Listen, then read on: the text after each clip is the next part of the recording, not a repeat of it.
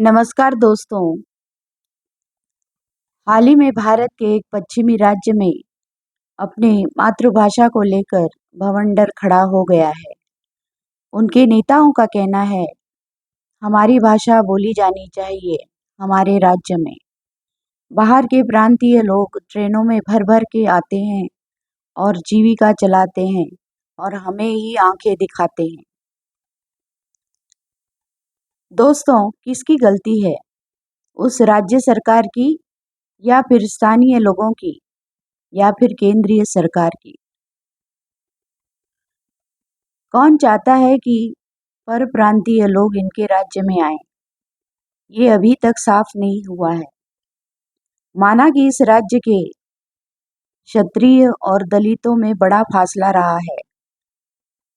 क्यों इन राज्यों के क्षत्रिय या व्यापारी वर्ग ने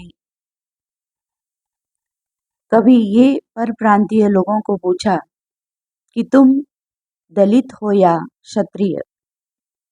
क्या सभी परप्रांतीय लोग क्षत्रिय हैं?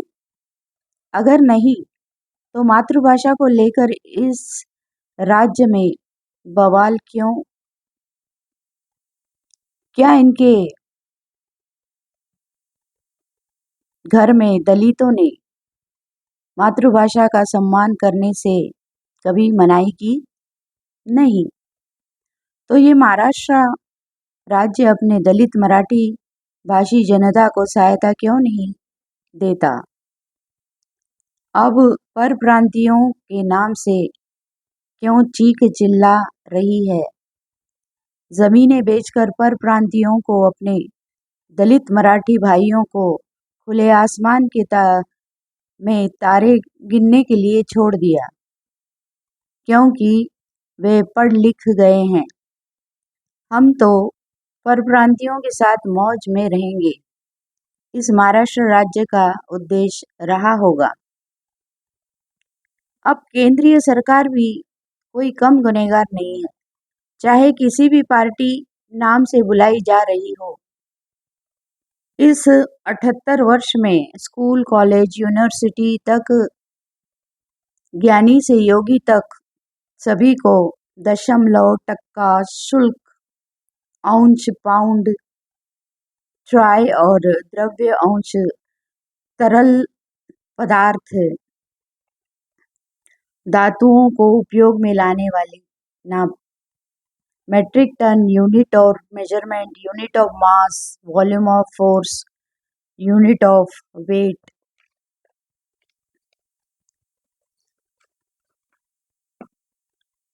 ये सब मापदंड सभी जानते हैं, सभी पढ़े लिखे हैं। एक ही राज्य में अलग अलग परप्रांतीय लोग खचाखच भरना क्या स्वाभाविक है? न्याय है?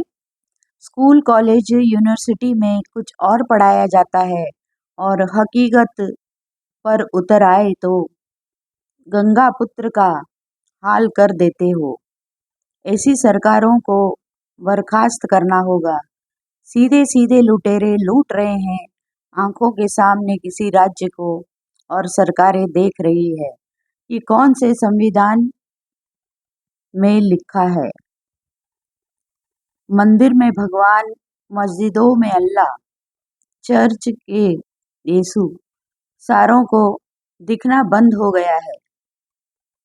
जिस सृष्टि रचयिता ने हर प्रांत को अपनी बोली, रहन सहन, खान पान और हर 40 मील पर एक नया राज्य क्यों बनाया?